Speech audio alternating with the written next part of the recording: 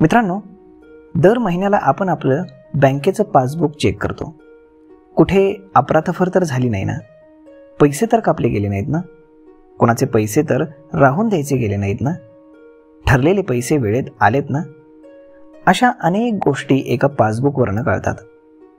आर्थिक व्यवहाराच्या बाबतीत आपण एवढे दक्ष असतो, तेवढेच दैनंदिन व्यवहाराच्या बाबतीत आपल्याला दक्ष होता आलं तर? त्यासाठी एक सोपा उपाय करायचा आहे.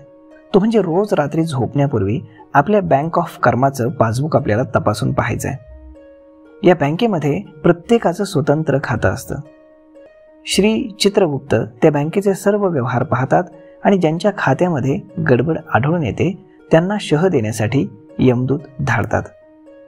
खात्याचे व्यवहार सुरळीत असतील तर श्री प्रजापती बँकेचे लाभ मिळवून देतात आणि खात्यातील रक्कम संपुष्टात आली असेल तर खुद्द यमराज सदर व्यक्तीला आणायला जातात.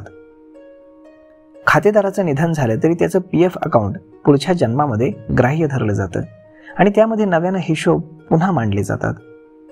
आपलं खातं कधी संपुष्टात येईल हे आपल्यापैकी कोणालाच माहीत नाही, कारण जीवन या कार्डवरती एक्सपायरी डेट दिलेली नाही. ते कुठल्याही क्षणी जप्त होऊ शकतं आणि म्हणूनच वेळीच सगळे व्यवहार मार्गी लावून टाकणं चांगलं असतं. जसं की कर्जमुक्त व्हा. कुणाचं कर्ज घेतलं असेल तर ते वेळीच फेडून टाका.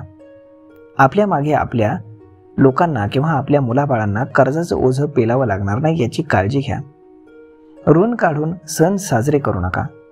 एक वेळ कोणाचे पैसे यायचे बाकी असले तर ठीक आहे, परंतु पैसे देणं मात्र कधीही बाकी ठेवू नका. त्याचप्रमाणे कोणाची माफी मागायची राहून गेली असेल तर वेळीच मागून टाका, मात्र कोणाच्या माफीची वाट पाहत बसू नका. त्यानंतर दानधर्म करा. जे काही कमावलं त्यापैकी काहीही वर घेऊन जाता येत नाही, त्यामुळे वेळच्या वेळी प्रत्येक गोष्टीचा योग्य विनिमय करून टाका. आपल्या पुढच्या पिढ्यांसाठी सगळ्या गोष्टींची साठवणूक करून न ठेवता त्यांनाही त्यांच्या पायावर उभं राहू द्या. जीवनासाठी आवश्यक असलेली मूल्य त्यांच्यासाठी ठेव म्हणून जमा करून जा.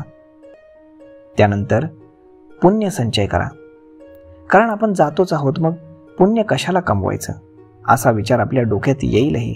परंतु जे आधी सांगितले त्याप्रमाणे व्यक्ती संपुष्टात आली तर खातं संपुष्टात येत नाही, तर ते पुढच्या जन्मामध्ये कामी येईल. म्हणून आपल्या खात्यामध्ये आयुष्यभर केलेल्या कर्माचा हिशोब जो लिहिला जातो, त्यामुळे दररोज आपलं बॅलन्स शीट नीट तपासून पहा. आपल्या बाबतीमध्ये चांगल्या गोष्टी घडत असतील तर समजून जा की आपलं पुण्य बाकी आहे, आणि गोष्टी वाईट घडत असतील तर समजून जा पाप वाढत चाललंय. आणि आता सगळ्यात महत्त्वाची गोष्ट करा, ते म्हणजेच देवाचं नामस्मरण करा. आपल्या खात्यातील आवक जावक ही रोजच्या परिस्थिती आणि मनस्थितीनुसार बदलत राहणार आहे. तरी देखील आपण आपलं कर्म शुद्ध ठेवून भगवंताचं स्मरण करत राहायचं आहे.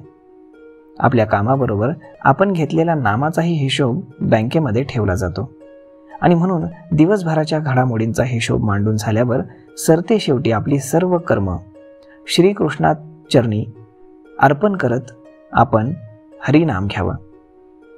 हे पासबुक रोजच्या रोज भरलं गेलं पाहिजे, अन्यथा अचानक बोलावून आलं तर गेलं द्यायचं राहून ही हुरहुर मागे राहील, हे लक्षात ठेवा.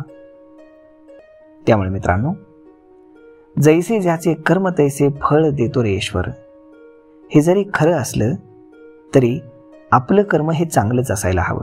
म्हणजे काय होईल, जर कर्म चांगलं असेल तर देव फळ हे चांगलंच देईल की, बरोबर ना? तर मित्रांनो, श्रीकृष्णांनी हा सांगितलेला कर्मयोग आहे. हा कर्मयोग आपल्याला आचरणात आणायचा आहे.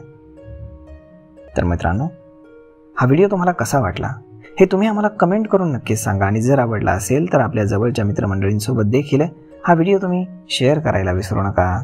धन्यवाद.